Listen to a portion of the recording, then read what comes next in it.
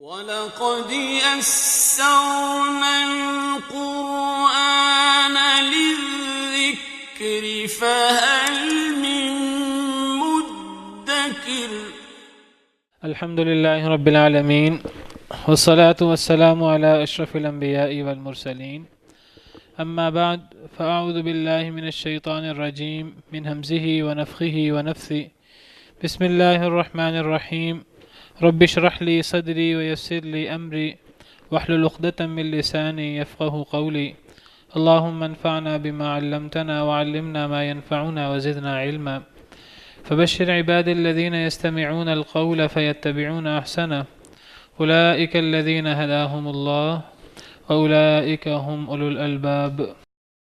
يا أيها الذين آمنوا لا تكونوا كالذين آذوا موسى فبرأه الله مما قالوا وكان عند الله وجيها. يا أيها الذين آمنوا اتقوا الله وقولوا قولا سديدا يصلح لكم أعمالكم ويغفر لكم ذنوبكم ومن يطع الله ورسوله فقد فاز فوزا عظيما. إنا عرضنا الأمانة على السماوات والأرض والجبال فأبين أن يحملنها وأشفقن منها وحملها الإنسان إنه كان ظلوما جهولا. أعوذ بالله من الشيطان الرجيم بسم الله الرحمن الرحيم يا أيها الذين آمنوا لا تكونوا كالذين آذوا موسى فبرأه الله مما قالوا وكان عند الله وجيها. اے وہ لوگوں جو ایمان لائے ہو، لا تکونوا کالذین آذوا موسیٰ، ان لوگوں کی طرح نہ ہو جاؤ جنہوں نے موسیٰ علیہ السلام کو اذیت دی، تکلیف دی. فبرأہ اللہ مما قالوا، تو بری کر دیا ان کو اللہ نے اس سے جو انہوں نے کہا. ایمان والوں کا کام یہ ہے کہ جو اللہ اور اللہ کے رسول پر صلی اللہ علیہ وسلم پر ایمان لانے کا دعویٰ کرتے ہیں کہ وہ اللہ کے رسول صلی اللہ علیہ وسلم کو تکلیف نہ دیں، کوئی ایسا کام نہ کریں جس سے نبی کریم صلی اللہ علیہ وسلم کو تکلیف ہو. نبی اللہ کی طرف سے ہوتے ہیں، اللہ نے نبیوں کو مبعوث کیا ہوتا ہے، اور مومنوں کا کام یہ ہے کہ وہ اللہ کے حکم سے نبی کی اطاعت کریں، نبی کی فرما برداری کریں، نبی سے محبت کریں. وما ارسلنا من رسول الا لیطاع باذن اللہ، ہم نے جو رسول بھی بھیجا صرف اس لیے کہ اللہ کے حکم سے اس کی اطاعت کی جائے. تو نبی کو تکلیف دینا، نبی کو اذیت دینا، یہ بہت بڑا گناہ ہے. جس طرح ہم نے پیچھے پڑھا، ان الذین یؤذون اللہ ورسولہ لعنہم اللہ فی الدنیا والآخرہ، جو لوگ اللہ اور اللہ کے رسول کو اذیت دیتے ہیں، تکلیف دیتے ہیں، اللہ نے ان پر دنیا اور آخرت میں لعنت کر دی والعیاذ باللہ. وأعد لهم عذابا مہینا، اور اللہ نے ان کے لیے رسوا کن عذاب تیار کر رکھا ہے.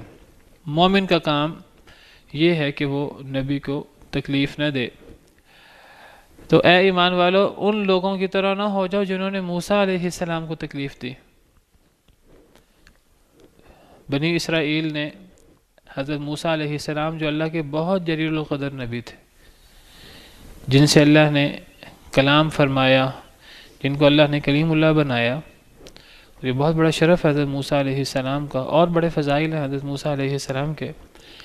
تو اللہ تعالیٰ فرما رہے ہیں کہ ان بنی اسرائیل کی طرح نہ ہو جاؤ جنہوں نے موسیٰ علیہ السلام کو اذیت دی، ایسی ایسی باتیں بنائیں جس سے موسیٰ علیہ السلام کو تکلیف ہوئی. تو مسلمانوں کو ایسے کام نہیں کرنے چاہیے. ان لوگوں کی طرح نہ ہو جاؤ جنہوں نے موسیٰ علیہ السلام کو اذیت دی. فبرأہ اللہ مما قالوا، تو بری کر دیا ان کو اللہ نے اس سے جو انہوں نے کہا. تو ایمان والوں کو بنی اسرائیل کی طرح نہیں ہونا چاہیے. ایمان والوں کو اپنے نبی صلی اللہ علیہ وسلم کی بات پوری محبت، پوری اطاعت اور تابعداری کے ساتھ تسلیم کرنی چاہیے، کوئی اعتراض نہیں کرنا چاہیے، کوئی ایسی بات نہیں کرنی چاہیے جس سے نبی کو تکلیف ہو، اس طرح کا معاملہ نہیں کرنا چاہیے جس طرح بنی اسرائیل نے موسیٰ علیہ السلام کے ساتھ معاملہ کیا، ان پر الزام لگائے جس سے موسیٰ علیہ السلام کو تکلیف ہوئی۔ آخر کار اللہ نے حضرت موسیٰ علیہ السلام کو بری کر دیا ان الزامات سے۔ کس قصے کی طرف اشارہ ہے؟ احادیث مبارکہ میں وہ قصہ ذکر ہوا ہے، صحیح بخاری کی حدیث ہے، حضرت ابو ہریرہ رضی اللہ عنہ سے مروی ہے، فرماتے ہیں کہ نبی کریم صلی اللہ علیہ وسلم نے فرمایا ان موسیٰ کان رجلا حییا ستیرا، حضرت موسیٰ علیہ السلام ایک ایسے شخص تھے جو بڑے ہی شرمیلے، با حیا، ستیرن چھپانے والے، اپنے آپ کو چھپا کر ڈھک کر رکھتے تھے، اپنے جسم کو اور ایسی چیزیں جو چھپانے والی ہیں ان کو لوگوں کے سامنے ظاہر نہیں کرتے تھے، بڑے با حیا تھے۔ لا یرا من جلدہ شیء، ان کے جسم سے کوئی چیز نہیں دیکھی جا سکتی تھی، کوئی بندہ ان کے جسم سے کوئی چیز نہیں دیکھ سکتا تھا۔ کوئی چیز سے مراد ایسی چیزیں جن کو چھپایا جاتا ہے۔ حضرت موسیٰ علیہ السلام بڑے باحیا تھے تو وہ اپنے جسم کو چھپا کر رکھتے تھے، ان کی جلد سے کوئی چیز نہیں دیکھی جا سکتی تھی، استحیاء منہ، حضرت موسیٰ کی حیا کی وجہ سے۔ فآذاہ من آذاہ من بنی اسرائیل، تو تکلیف دی انہیں جس نے بھی انہیں تکلیف دی بنی اسرائیل سے۔ اللہ کو پتہ ہے وہ کون لوگ تھے، لیکن بنی اسرائیل کے کچھ لوگوں نے انہیں تکلیف دی۔ کیا تکلیف دی؟ فقالوا، انہوں نے کہا ما یستتر ھذا التستر الا من عیب، نہیں وہ چھپاتے اپنے آپ کو مگر کسی عیب کی وجہ سے۔ وہ جو اپنے آپ کو اتنا چھپا کر رکھتے ہیں، ہماری طرح بنی اسرائیل کیا کرتے کہ وہ ایک دوسرے کے سامنے اپنا لباس اتار دیتے، اور اگر نہانا وغیرہ ہوتا تو وہ جو ہے وہ ننگے ہو کر نہا بھی لیتے، کوئی اس پہ کوئی زیادہ شرم محسوس نہیں کرتے تھے۔ جس طرح ہمارے ہاں کچھ لوگ سمجھتے ہیں کہ مردوں کی مردانگی یہ ہے کہ وہ کوئی بہت زیادہ شرم حیا نہ کرے، شاید شرم و حیا مردانگی کے خلاف ہے، حالانکہ ایسی کوئی بات نہیں ہے۔ شرم و حیا یہ مرد کا بھی زیور ہے، اگر عورت کے لیے یہ بہت ضروری ہے تو مرد کے لیے بھی با حیا ہونا اور شرم و حیا والا ہونا بہت اہم ہے۔ نبی کریم صلی اللہ علیہ وسلم کے بارے میں آتا ہے آپ تو کمواری لڑکیوں سے زیادہ با حیا تھے۔ تو حیا صرف عورتوں کا وصف تو نہیں ہے، یہ تو عورتوں کے ساتھ ساتھ مردوں کا وصف بھی ہے۔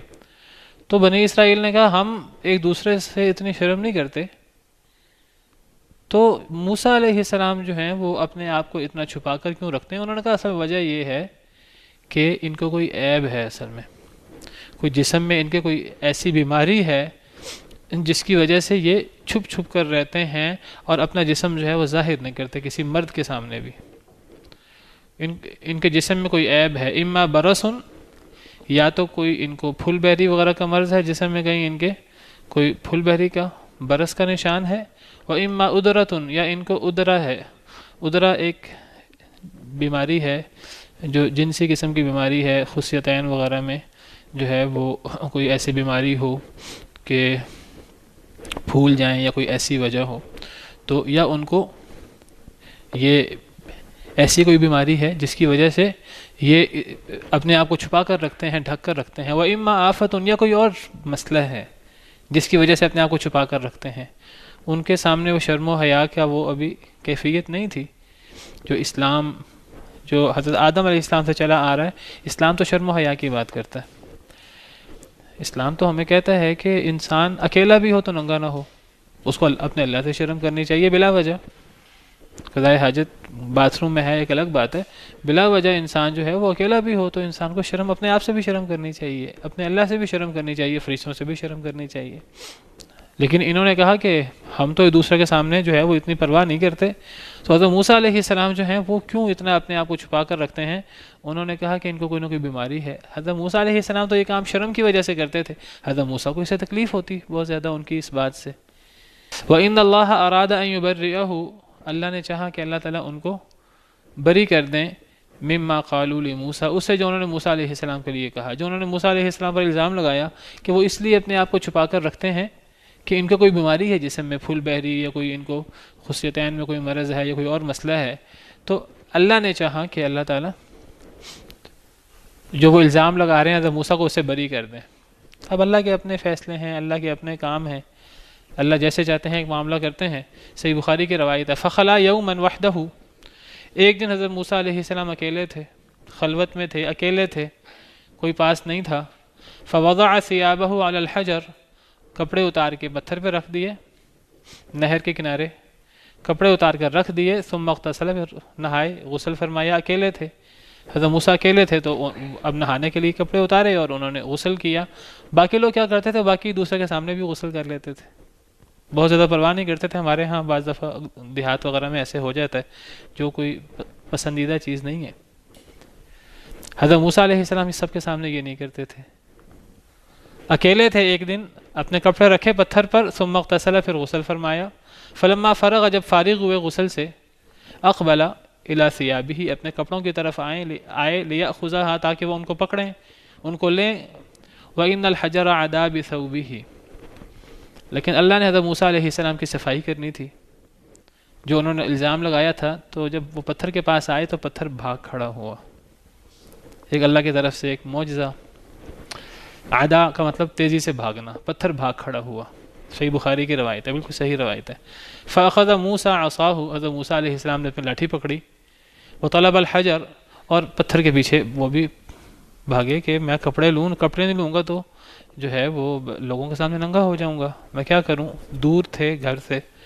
فجعل یقول، اور کہنے لگے، ثوبی حجر ثوبی حجر، میرے کپڑے پتھر، اے پتھر میرے کپڑے میرے کپڑے، یہ کہتے ہوئے پتھر کے پیچھے وہ بھی بھاگے۔ حتی انتہا الی ملأ من بنی اسرائیل، حتیٰ کہ بنی اسرائیل کی جماعت کے سامنے پتھر جا کے رک گیا۔ حضرت موسیٰ علیہ السلام بھی، اب وہ کیا کریں، وہ پتھر کے پیچھے پیچھے عصا لے کر۔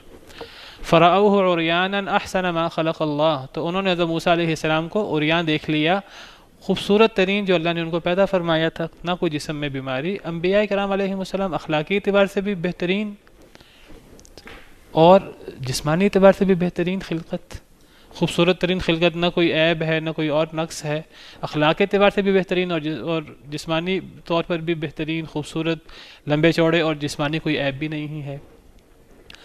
انہوں نے حضرت موسیٰ علیہ السلام کو عریاں دیکھا، بہترین جو اللہ نے انہیں پیدا کیا تھا۔ وَأَبْرَأَهُ مِمَّا يَقُولُ، اور وہ بری تھے اس سے جو وہ کہتے تھے، وہ جو پھول بیری کا الزام لگا رہے تھے، جسم میں کوئی نشان ہے، یا وہ جو ادرا کا وہ جو لگا رہے تھے، کوئی اس قسم کی چیز حضرت موسیٰ علیہ السلام میں نہیں تھی۔ وقام الحجر، پتھر کھڑا ہو گیا۔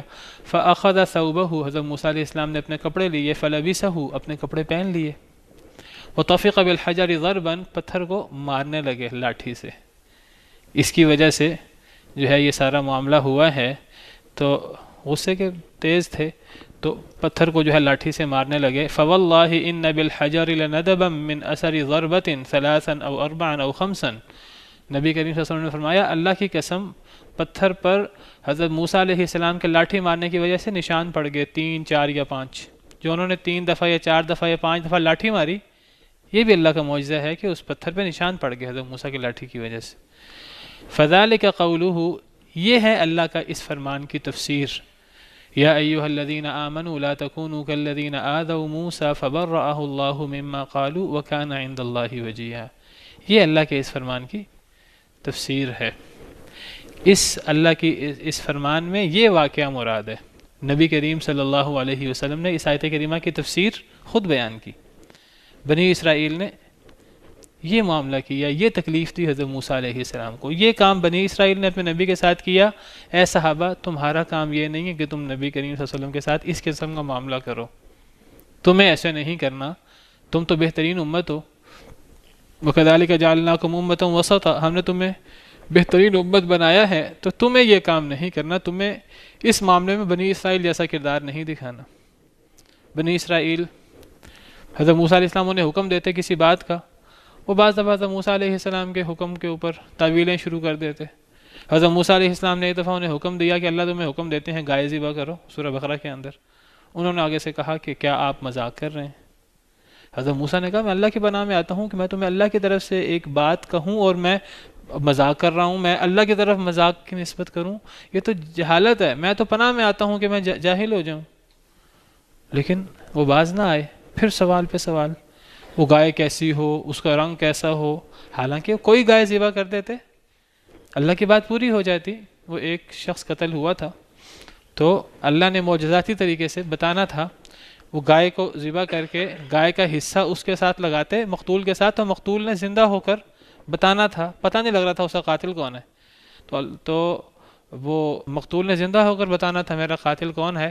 گائے کو ذبح کر کے گائے کا کوئی حصہ لگاتے مقتول کے ساتھ، تو ایسا ہونا تھا. لیکن وہ سوال کرتے رہے اس کا رنگ کیا ہو، وہ کیسی ہو. تو آخر کار ان کو اتنی مہنگی گائے ملی. واقعہ آپ نے سورہ بقرہ میں پڑھا ہوا ہے. تو یہ تکلیف کی وہ صورتیں ہیں جو بنی اسرائیل کے لوگ، ایک تو ان لوگوں نے تکلیف دی حضرت موسیٰ کو جو ایمان نہیں لائے، فرعون، آل فرعون، اور پھر بنی اسرائیل جو ایمان لائے، ایمان لانے کے بعد ان میں سے ایسے لوگ بھی تھے جو اس قسم کا معاملہ کرتے تھے جس سے حضرت موسیٰ علیہ السلام کو تکلیف ہوتی تھی. تو بنی اسرائیل نے یہ معاملہ حضرت موسیٰ کے ساتھ کیا. تو اے ایمان والو، تم نے بنی اسرائیل کی طرح نہیں کرنا، ان لوگوں کی طرح نہ ہو جاؤ جنہوں نے موسیٰ علیہ السلام کو اذیت دی. فبرأہ اللہ مما قالوا، تو اللہ نے بری کر دیا حضرت موسیٰ کو اس سے جو انہوں نے کہا تھا. وکان عند اللہ وجیہا، وہ تو اللہ کے نزدیک بہت ہی وجیح تھے. وجیح کا مطلب وجاہت والے.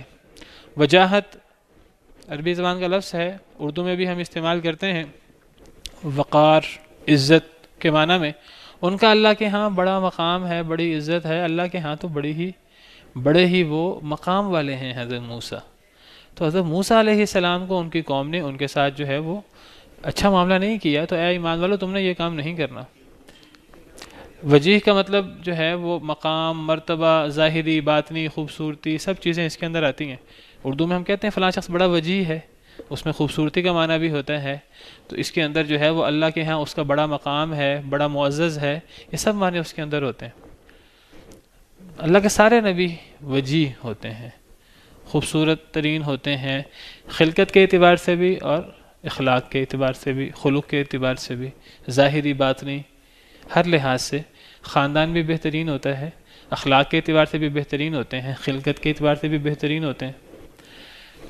حضرت یوسف کو دیکھیں اللہ نے کتنا حسن دیا. حدیث میں آتا ہے انہیں آدھا حسن دیا گیا. نبی کریم صلی اللہ علیہ وسلم کو اللہ نے کتنا حسن دیا، موجود ہے احادیث مبارکہ میں، اور صحابہ کرام کے شعر وغیرہ موجود ہیں اس بارے میں. حضرت موسیٰ علیہ السلام کے بارے میں اللہ نے فرمایا بہت وجیح تھے. یہی لفظ وجیح اللہ نے حضرت عیسیٰ کی صفت بھی بیان کی ہے. حضرت عیسیٰ علیہ السلام کے بارے میں اللہ فرماتے ہیں کہ حضرت عیسیٰ علیہ السلام بھی بڑے وجیح تھے اور ہوں گے. سورہ آل عمران میں، آل عمران آیت نمبر 45، اللہ تعالیٰ فرماتے ہیں اذ قالت الملائکۃ یا مریم ان اللہ یبشرک بکلمۃ منہ، جب فرشتوں نے کہا اے مریم، اللہ تعالیٰ بشارت دے رہے ہیں آپ کو بکلمۃ منہ، اپنی طرف سے ایک کلمے کی. حضرت عیسیٰ کو کلیمۃ اللہ کہا جاتا ہے. اپنی طرف سے ایک کلمے کی، اسمہ المسیح، جس کا نام مسیح ہوگا، عیسیٰ بن مریم.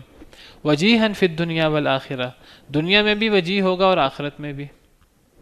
وجیح کا مطلب مقام، مرتبے والا، عزت والا، دنیا میں بھی بڑے معزز اور آخرت میں بھی اللہ کے ہاں ان کا بڑا ہی مقام ہوگا. اور ظاہری باطنی اعتبار سے خوبصورت اور پرکشش، ومن المقربین، اور اللہ کے مقرب لوگوں میں سے ہوں گے. تو نبی سارے کے سارے وجیح ہوتے ہیں. ظاہری باطنی اعتبار سے اللہ نے ان کو بہترین بنایا ہوتا ہے. ان کا خاندان بھی بہترین ہوتا ہے. اپنی قوم میں ہمیشہ اعلیٰ خاندان میں ہوتے ہیں اور اچھی صفات والے، بہترین صفات والے، بہترین خلق والے، بہترین خلقت تخلیق والے. ان کے اللہ نے جسمانی طور پر بھی انہیں بڑا خوبصورت بنایا ہوتا ہے اور روحانی اعتبار سے بھی. تو اس واقعے سے مراد حضرت موسیٰ علیہ السلام کو یہ قصہ مراد ہے. یہ آیت اتری کیوں؟ یہ آیت کب اتری؟ اس آیت کا شان نزول کیا ہے؟ اس آیت کا شان نزول یہ ہے کہ ایک شخص جو مسلمان کہتا تھا اپنے آپ کو مسلمانوں میں سے، اس نے نبی کریم صلی اللہ علیہ وسلم پر اعتراض کیا. نبی کریم صلی اللہ علیہ وسلم نے کچھ تقسیم کی مال غنیمت کی. وہ نبی سے بھی نیک بن کر بزام باطل اپنے گمان کے اندر اپنے تئیں بڑا نیک بن کے کہنے لگا کہ آپ انصاف نہیں کر رہے، آپ انصاف کریں. والعیاذ باللہ. نبی کو وہ کہے، کوئی نبی سے نیک ہو سکتا ہے؟ کوئی نبی سے زیادہ انصاف کی بات کر سکتا ہے؟ وہ کہنے لگا کہ اعدل یا محمد، اے محمد انصاف کریں، آپ نے انصاف نہیں کیا، آپ نے بے انصافی کی ہے۔ جو بعد میں مسلمان ہوئے ہیں، جو نئے نئے مسلمان ہوئے ہیں، ان کو زیادہ زیادہ مال دے رہے ہیں، جو پرانے مسلمان ہیں مہاجرین و انصار انہیں آپ نہیں دے رہے، آپ کو انہیں زیادہ دینا چاہیے، نئے نئے کو زیادہ نہیں دینا چاہیے۔ حالانکہ نبی کریم صلی اللہ علیہ وسلم اگر جو لوگ نئے نئے مسلمان ہوئے تھے انہیں دے رہے تھے، آپ اپنی طرف سے نہیں دے رہے تھے، آپ جو معاملہ کرتے تھے اللہ کے حکم سے کرتے تھے۔ اور جو نو مسلم ہیں یہ دیکھنا چاہیے تھا اس شخص کو کہ اگر نبی کریم صلی اللہ علیہ وسلم نو مسلم کو دے رہے ہیں اس میں کوئی حکمت ہوگی اللہ کی۔ تو تمام ادب وغیرہ کو بلائے طاق رکھ کر کہنے لگا کہ آپ انصاف نہیں کر رہے، آپ تو ظلم کر رہے ہیں، والعیاذ باللہ۔ آپ نے فرمایا کہ اگر میں عدل نہیں کروں گا تو پھر اس کائنات میں کون ہے جو عدل کرے؟ فَمَن يَعْدِلْ إِذَا لَمْ أَعْدِلْ، اگر میں عدل نہیں کروں گا تو اس کائنات میں کون ہے جو عدل کرے؟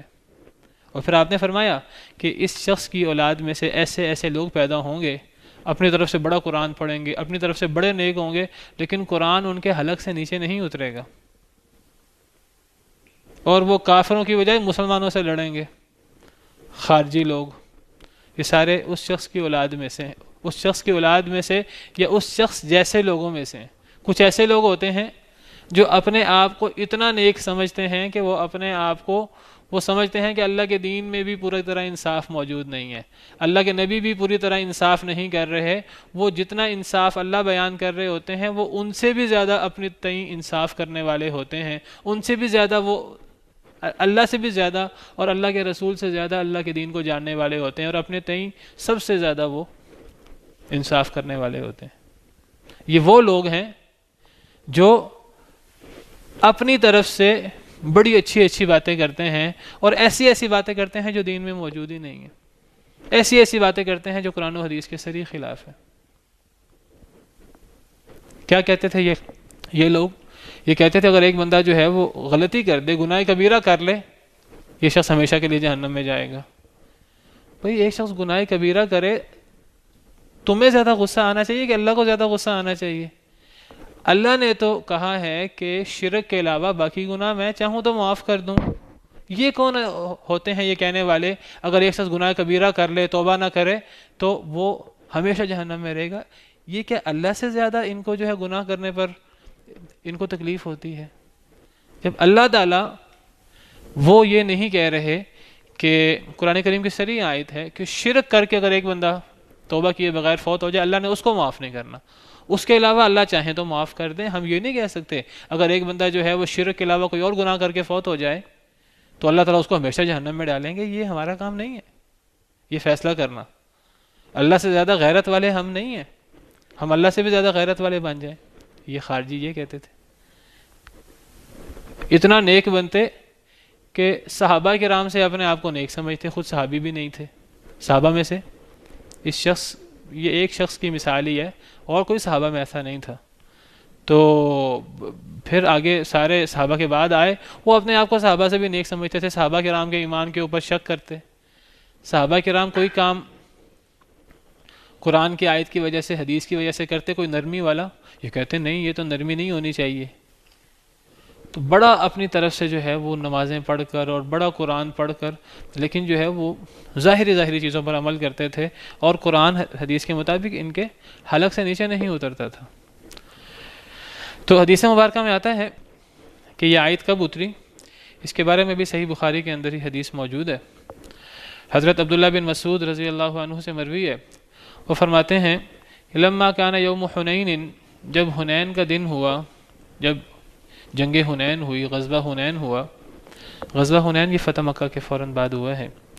تو جب غزوہ حنین ہوا جو طائف کے لوگوں کے ساتھ ہوا، آثر النبی صلی اللہ علیہ وسلم اناسا فی القسمہ، تو نبی کریم صلی اللہ علیہ وسلم نے کچھ لوگوں کو تقسیم میں ترجیح دے دی، کچھ لوگوں کو زیادہ مال دے دیے، 100 اونٹ آپ نے دے دیے۔ کن لوگوں کو؟ جو نئے نئے مسلمان ہوئے تھے۔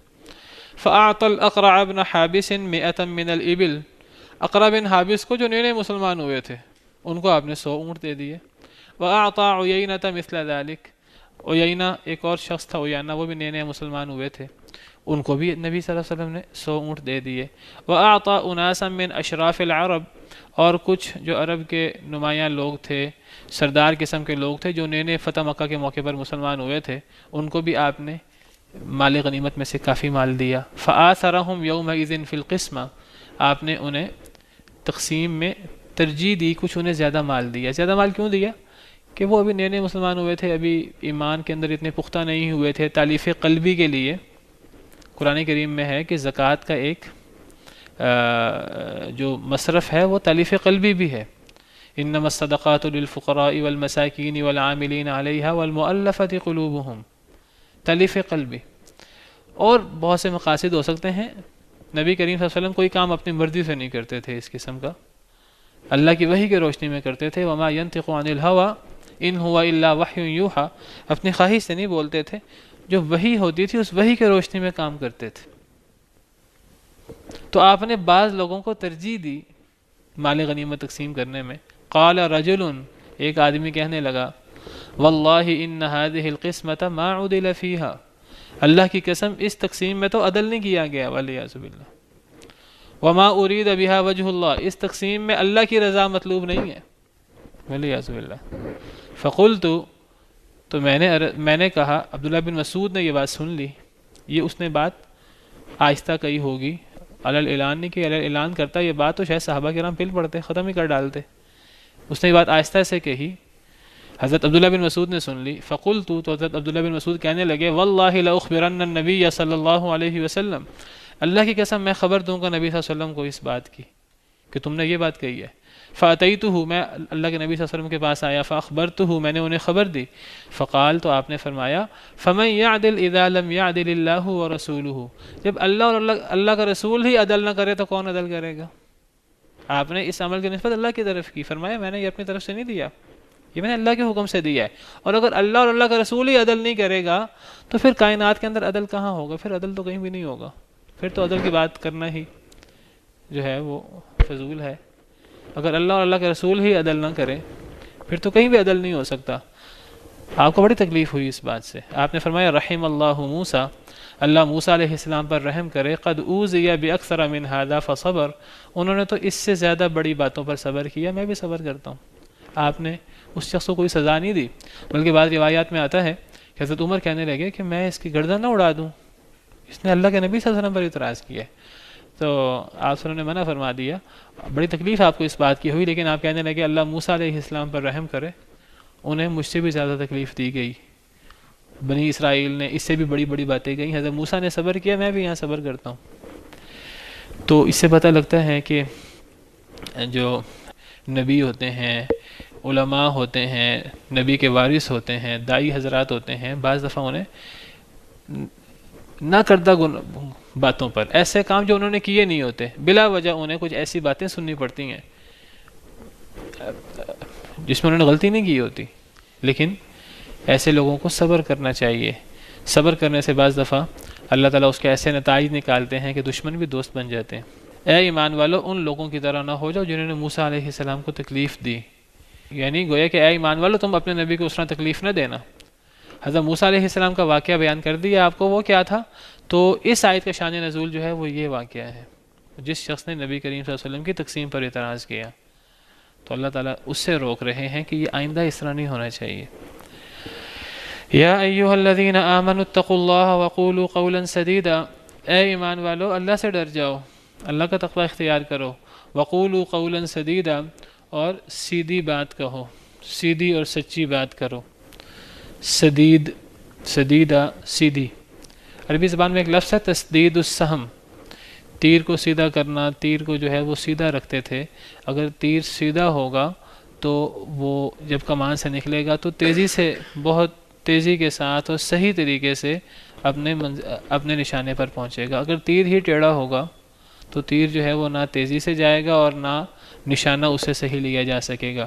تو جنگ وغیرہ ہوتی تو اس وقت وہ تیروں کو جو ہے بالکل سیدھا کرتے. اس کے لیے عربی زبان میں لفظ ہے تسدید السہم، کہ تیر کو سیدھا کرنا. تو اے ایمان والو ایسی بات کو جو بالکل سیدھی ہو. بعض دفعہ لوگ کیا کرتے ہیں، بعض دفعہ لوگ جو ہیں وہ جھوٹ بول دیتے ہیں، بات کے اندر ہیر پھیر کر دیتے ہیں، جس طرح بات ہوتی ہے اس طرح نہیں کرتے، اندر گڑبڑ کر دیتے ہیں، اندر کچھ جھوٹ ملا دیتے ہیں، سمجھتے ہیں کہ اگر ہم یہاں سیدھی بات کریں گے تو ہمیں نقصان ہوگا، فائدہ نہیں ہوگا، یہاں نقصان اٹھانا پڑے گا، ہمیں دنیاوی طور پر نقصان ہوگا۔ اللہ تعالیٰ فرما رہے ہیں کہ نہیں، اے ایمان والو، جن لوگوں کو ایمان کا دعویٰ ہے ان کے ایمان کا تقاضا یہ ہے کہ انہیں اللہ سے ڈرنا چاہیے اور اللہ سے ڈر کر سیدھی بات کرنی چاہیے، اس سے انہیں نقصان نہیں ہوگا۔ ظاہری طور پر اگرچہ لگ رہا ہو انہیں نقصان ہوگا، ممکن ہے نقصان ہو بھی، لیکن در حقیقت وہ ان کے لیے فائدہ مند چیز ہوگی۔ اگر وہ سیدھی بات نہیں کریں گے اس سے زیادہ نقصان پہنچے گا۔ ذرا اذان ہو جائے تو اذان کے بعد اس کو مکمل کرتے ہیں۔ تو فرمایا کہ یا ایھا الذین آمنوا اتقوا اللہ وقولوا قولا سدیدا، اے ایمان والو اللہ سے ڈرو اور سیدھی بات کہو۔ یصلح لکم اعمالکم ویغفر لکم ذنوبکم، اللہ اصلاح کر دیں گے تمہارے لیے تمہارے اعمال کی، اللہ تمہارے اعمال صحیح کر دیں گے۔ تمہیں تمہارے سچ بولنے کی وجہ سے اگر تمہیں لگ بھی رہا ہو ظاہری طور پر کہ نقصان ہوگا، تمہیں نقصان نہیں ہوگا۔ تم جو کام کر رہے ہوگے تمہیں لگ رہا ہوگا کہ میں سچ بولوں گا تو میرا یہ کام نہیں ہوگا، لیکن اللہ تمہارا کام صحیح کر دیں گے۔ جھوٹ بولنے سے جو تم سمجھو کہ تم سمجھتے ہو میرا کام ہوگا، تو سچ بولنے سے تمہارا کام اس سے بہتر طریقے سے ہوگا۔ اللہ کا وعدہ ہے، یہ جواب ہے اس کا کہ اللہ سے ڈرو اور سیدھی بات کہو، تو تمہیں کیا اس کا فائدہ ہوگا، تمہیں اس کا کیا جواب ملے گا؟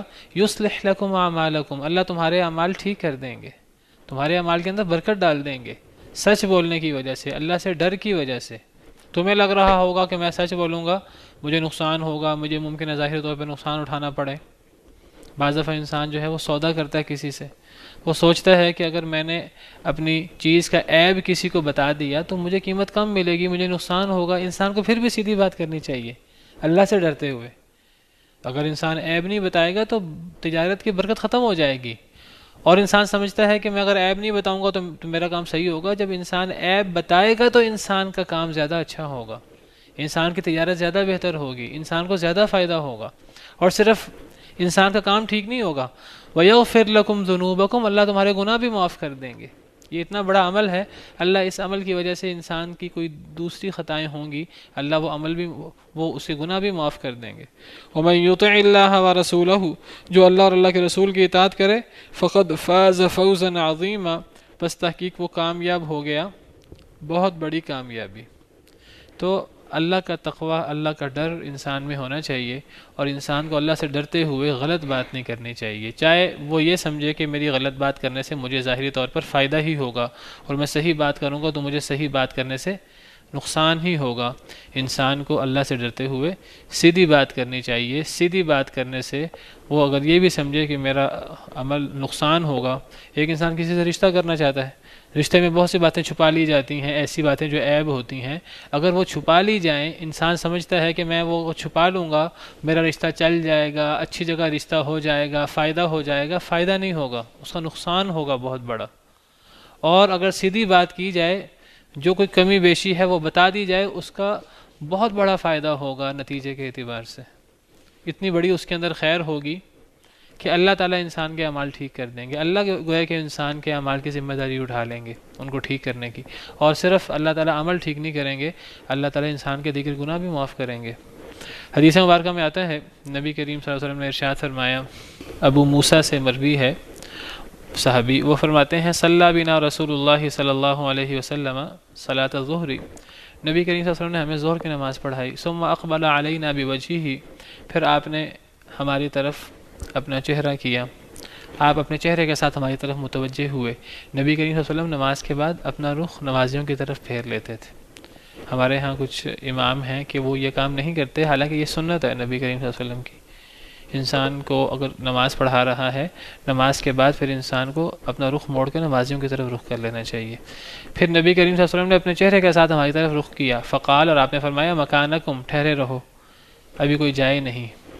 فاستقبل الرجال، آپ نے مردوں کی طرف متوجہ ہوئے آپ، فقال، تو آپ نے فرمایا، ان اللہ تبارک و تعالی یأمرنی ان آمرکم ان تتقوا اللہ وان تقولوا قولا سدیدا، مجھے اللہ نے حکم دیا ہے کہ میں تمہیں حکم دوں اے صحابہ کہ تم اللہ سے ڈرو اور تم سیدھی بات کہو۔ ثم تخطى الرجال، پھر آپ مردوں سے آگے گزرے، فأتى النساء، عورتوں کے پاس آئے، فقال، اور آپ نے فرمایا، ان اللہ تبارک و تعالی یأمرنی ان آمرکن ان تتقین اللہ وان تقلن قولا سدیدا، مجھے اللہ نے حکم دیا ہے کہ میں تم عورتوں کو الگ سے حکم دوں، تم عورتوں کو حکم دوں کہ تم عورتیں بھی اللہ سے ڈرو۔ عورتیں بعض دفعہ بات چیت کرتے ہوئے بہت بات آگے پیچھے ملا کر اور اس طرح کی بات کر دیتی ہیں، تو اللہ نے مجھے حکم دیا ہے کہ میں تمہیں یہ حکم دوں کہ تم اللہ سے ڈرو تم سب عورتیں، اور تم سیدھی بات کہو۔ تو انسان کو اللہ سے ڈر کر سیدھی بات کرنی چاہیے، سیدھی بات کرنے سے انسان کو فائدہ ہوگا، نقصان نہیں ہوگا۔ بعض لوگ کہتے ہیں جی فلاں بندہ تو بڑا ہی سیدھا ہے، ہر بات جو ہے نا وہ بس سیدھی سیدھی کر دیتا ہے، بات اس کو رکھنی نہیں آتی، اس کو بات بنانی نہیں آتی، اس کو چاہیے تھا کہ اس انداز سے بات کرتا، گھما پھرا کر کے سیدھی بات نہ کر دیتا۔ کوئی بندہ سیدھی سیدھی بات کر دے جس میں ظاہراً نقصان ہو رہا ہو، لوگ کہتے ہیں بڑا بے وقوف ہے، یہ بڑا سیدھا سا بندہ ہے، حالانکہ اللہ تعالیٰ کا ہم سے یہ مطالبہ ہے۔ حدیث مبارکہ میں آتا ہے، نبی کریم صلی اللہ علیہ وسلم کا ارشاد ہے، المؤمن غر کریم، کہ مسلمان سیدھا ہوتا ہے، کریم معزز ہوتا ہے۔ مسلمان بڑا چال باز نہیں ہوتا، مسلمان کو بہت زیادہ باتیں بنانا نہیں آتی، مسلمان سیدھا سیدھا ہوتا ہے، بڑا معزز ہوتا ہے۔ والفاجر خب لئیم، اور جو فاجر شخص ہوتا ہے وہ ایک سیدھی بات بھی بڑی الٹا پلٹا کر اور بڑی گھما پھرا کر کرتا ہے اور بڑا کمینہ ہوتا ہے۔ تو بہرحال اگر ایک انسان اللہ سے ڈرے اور اللہ سے ڈر کر سیدھی بات کہے، سیدھی بات کرنا یہ کوئی بے وقوفی نہیں ہے، یہ عین عقل مندی ہے اور یہ اللہ کے حکم کی پیروی ہے۔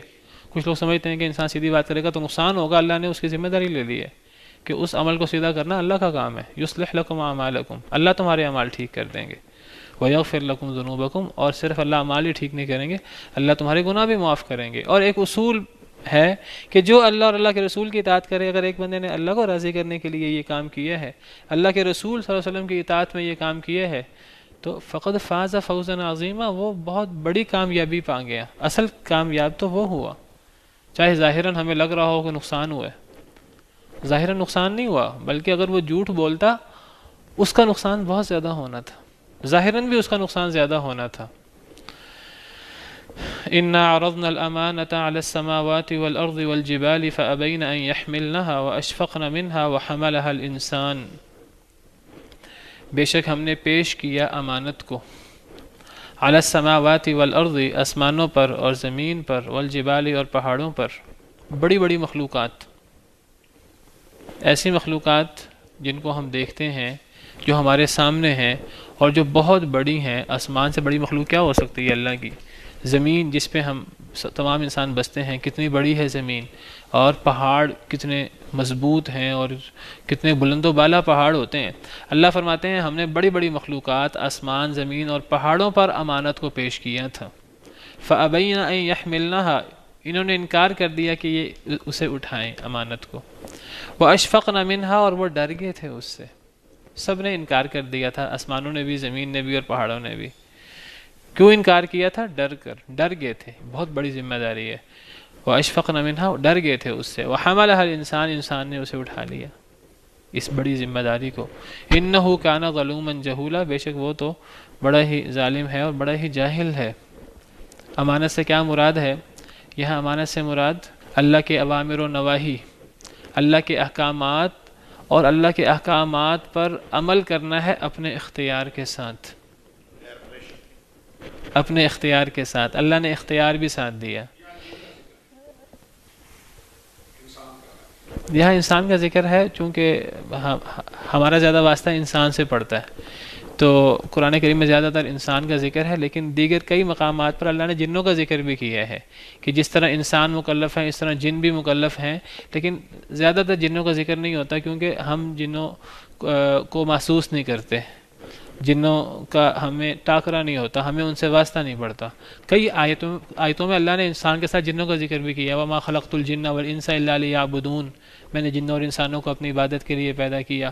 اور جب حساب و کتاب ہوگا، اللہ فرماتے ہیں کہ سَنَفْرُغُ لَكُمْ أَيُّهَا الثَّقَلَانِ، الثقلان سے مراد دو بوجھ انسان اور جن مراد ہیں۔ اے انسانوں اور جنوں، ان قریب ہم تمہارے لیے فارغ ہوں گے اور تمہارا حساب کریں گے۔ دنیا کے اندر اللہ نے عبادت کے لیے جنوں انسانوں کو پیدا کیا ہے، اور حساب بھی قیامت کے دن ان دو کا ہوگا۔ یہ دو مخلوقات مکلف ہیں۔